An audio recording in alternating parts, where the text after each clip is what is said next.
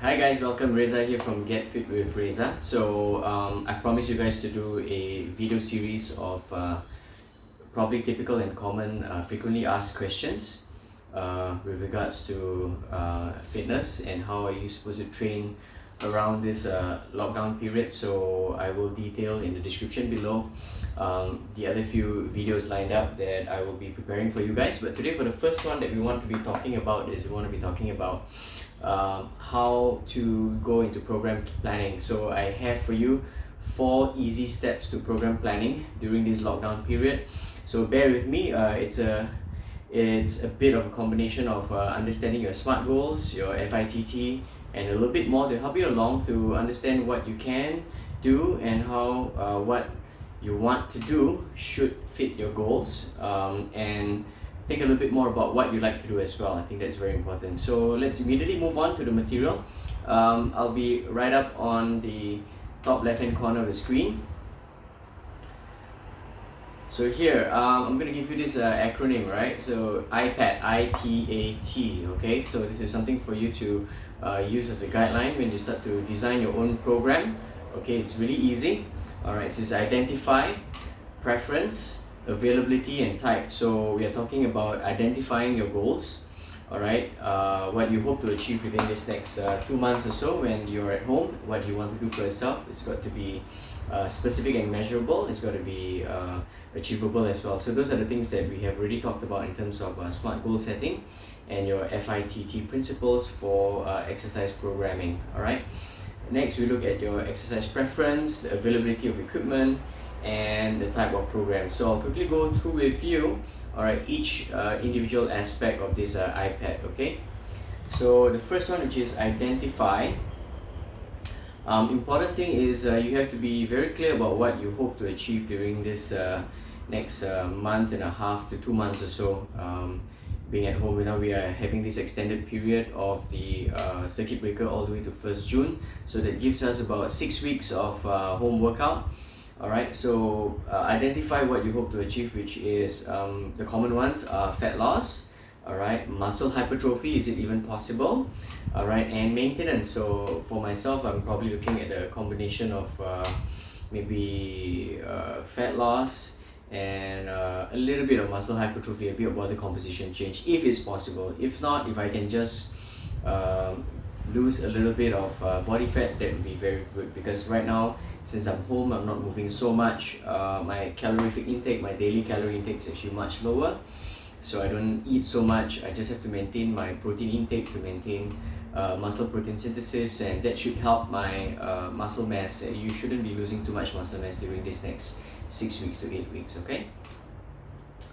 Alright, the next thing you want to identify is your FITT. So the FITT means your frequency of exercise, the intensity of exercise based on your fitness level and your fitness goals. So every one of us have different fitness levels and fitness goals, so you have to identify the kind of intensity you want to work with.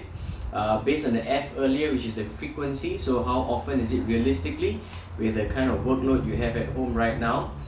Many of you are working from home, so sometimes working from home may not be the best thing, because you guys are consistently on call and very hard to remove yourself from the desk to get out to exercise. So it's best to plan and schedule, at a bare minimum 2 to 3 times a week of regular exercise, 30 to 45 minutes.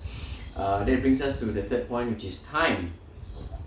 So ensure that you have a specific amount of time allocated for your workouts. For me, my wife and I, we have about 45 minutes in the morning. We hit out of the house by 7:15. We come back after our short run by about 7:25, 7:30, and we are working out with our body weight and a bit of kettlebells and resistance band and everything. All of that will be done in about 40 to 45 minutes. So we try and make it as efficient as possible, because we got our kids to handle after that, home-based learning and all that stuff. So parents out there, you'll know what I mean, yeah?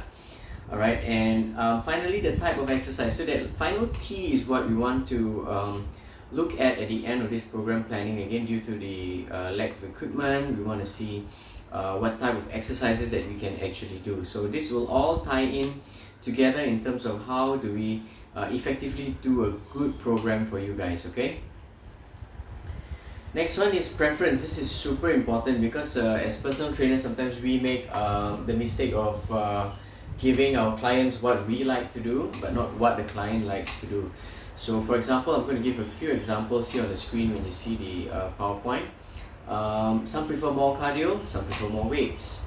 Some prefer frequent variety, some prefer fixed programming, something that's fixed throughout a couple of weeks or even months. Some prefer mobility work, like the animal flow work that's currently pretty popular. And some prefer dance-based work. Some people like to dance. So the important thing is about identifying your preference, what you like to do and you enjoy to do. Why? This is very important in ensuring that you adhere to the program. So program adherence is crucial and for your goals. And how do we adhere to the program is when you enjoy the program, when you like what you're doing. So most of us, if you like what you're doing, you will stick with the program a bit longer.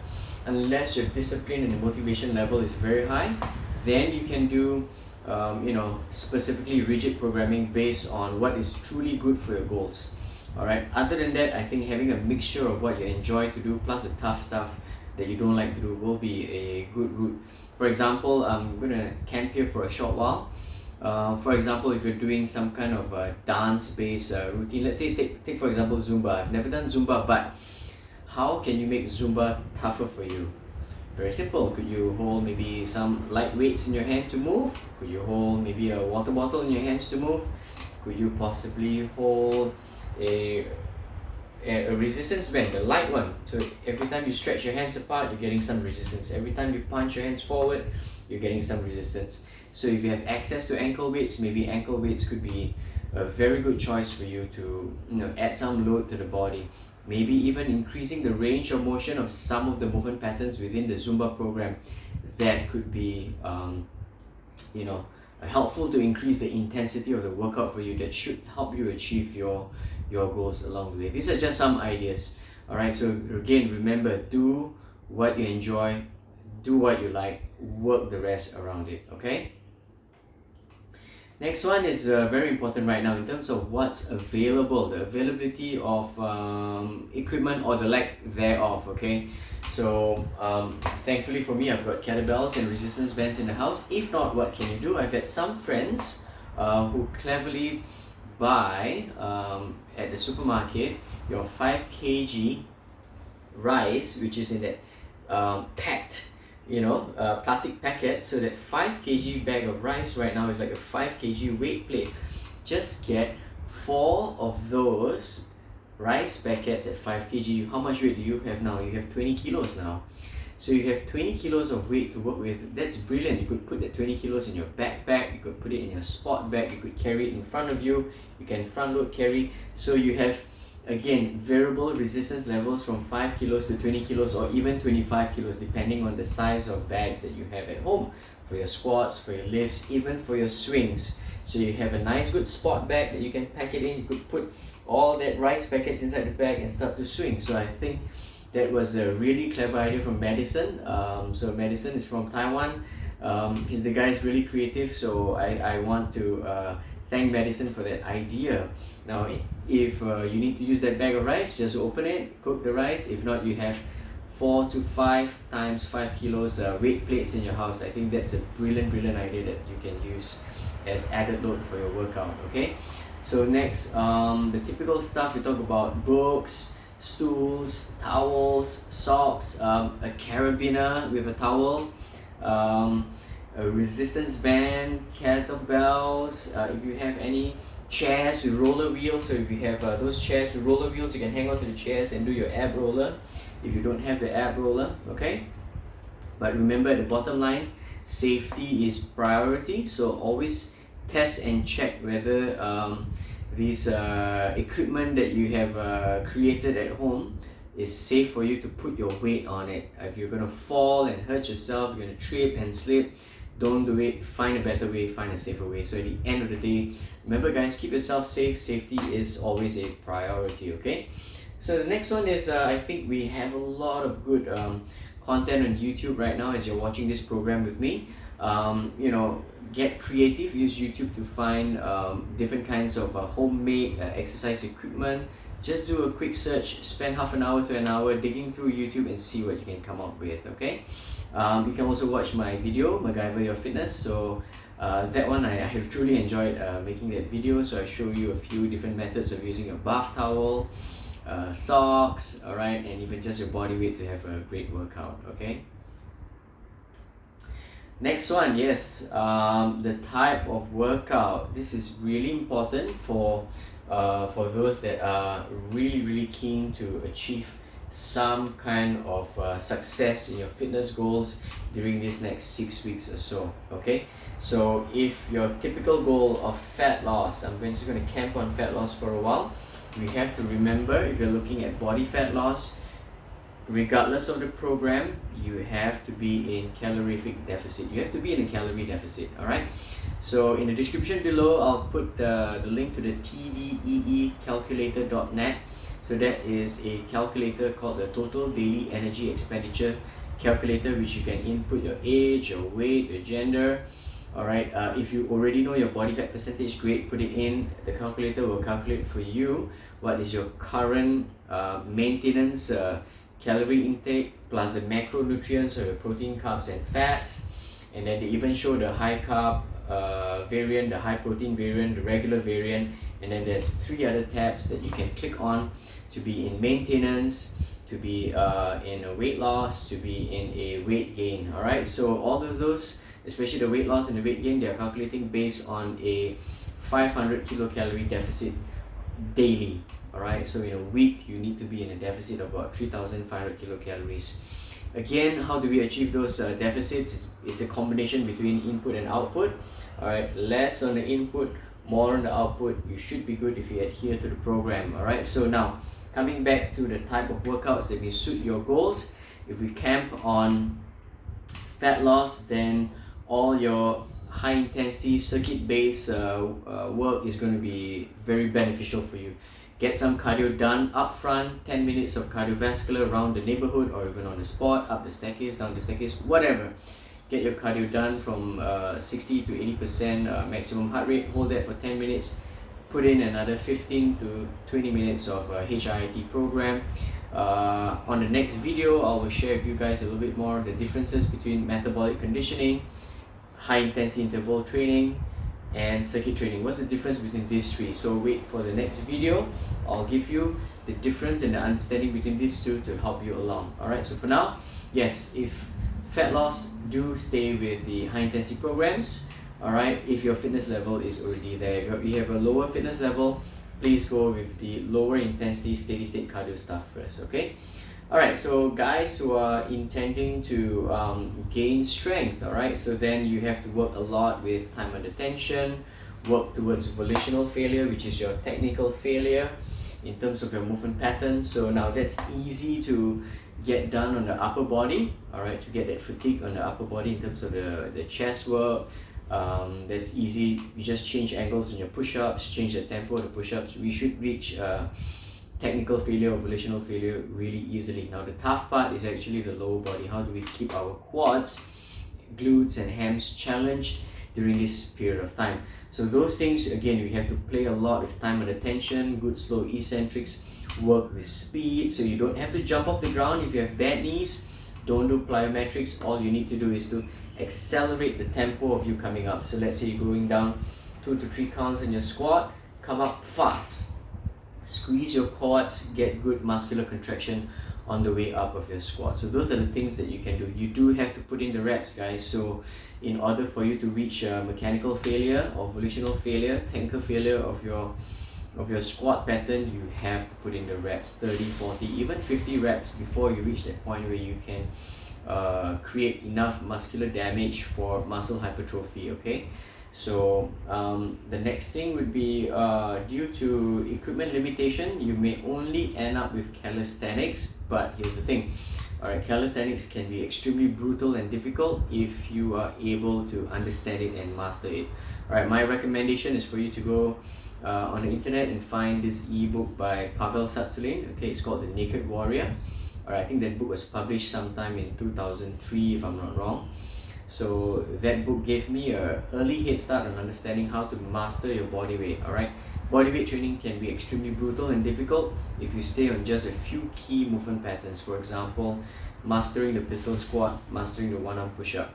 Not all of us can get to the pistol squat, not all of us can get to the one arm push-up, but if you adhere to the principles given to you in terms of holding tension, keeping good form and technique, breathe well with the diaphragm, you should be able to push the body real hard, even just with body weights. Alright, so don't forget to add plyometrics to your movement, don't forget to add speed to your movement. Even for example guys, if you really want to work your quads, you can easily do sprints, 50-meter sprints, just to get that fatigue on your quads. So look at sprinters, they have great quads because of the kind of work that they're doing. Alright, so understand your body a little bit more, how you can adapt and change your program and get out of this idea that I always have to use weights.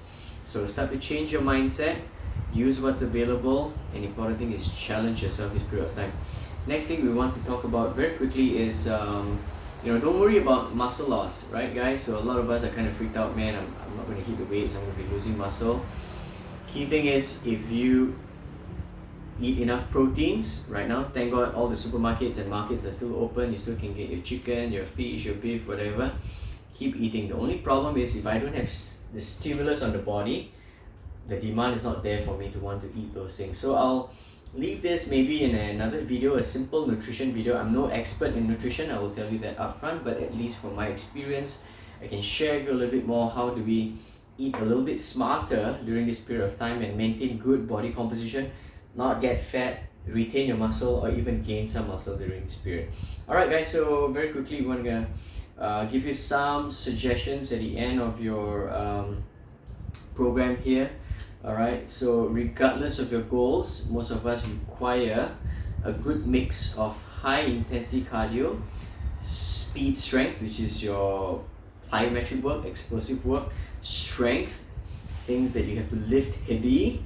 Alright, that's good if you can have some very heavy resistance bands, and endurance. Alright, so stuff dealing with anything beyond 10 to 12 minutes where you have to hold a high work capacity of above 80% maximum heart rate, like a run or something like that. Alright, so most of us require a good mix of those things. But what we can do right now is try to understand different kinds of exercise programs, and we use them smartly. Right, so do more of one type that fits your goals. For example, back to the fat loss again. So for example, if you are looking at fat loss, then do more high intensity cardio stuff, a bit of speed strength stuff, and with a daily calorie deficit of 500 kilocalories, you should still be able to achieve your goals. For guys who want to improve your strength, okay, get those bags of rice from NTUC. Alright, load it on, time under tension, use some plyometrics. For guys who want to achieve your endurance, then it's your runs. That's easy, you got a lot of cardio stuff to do. Alright, so I hope this program has helped you, at least to encourage you. I may not be giving you tip-top scientific, extremely scientific information, but this is based on my experience, how you can get out there and still get things done and be successful in terms of achieving your goals. Alright guys, so if anything, you can drop me a message on Facebook, Instagram, or even just drop a comment below. So again, thanks for watching. Hit the like if you like what you've seen. Alright, please share the video if you enjoyed the content for your friends and family to understand a little bit more about how to get better program planning, and please subscribe to the channel for more good stuff. Yeah, so I'll be coming up with at least 5 more videos like this, and I hope to improve the content over time for you. So thank you so much. Reza here from Get Fit Reza, signing out.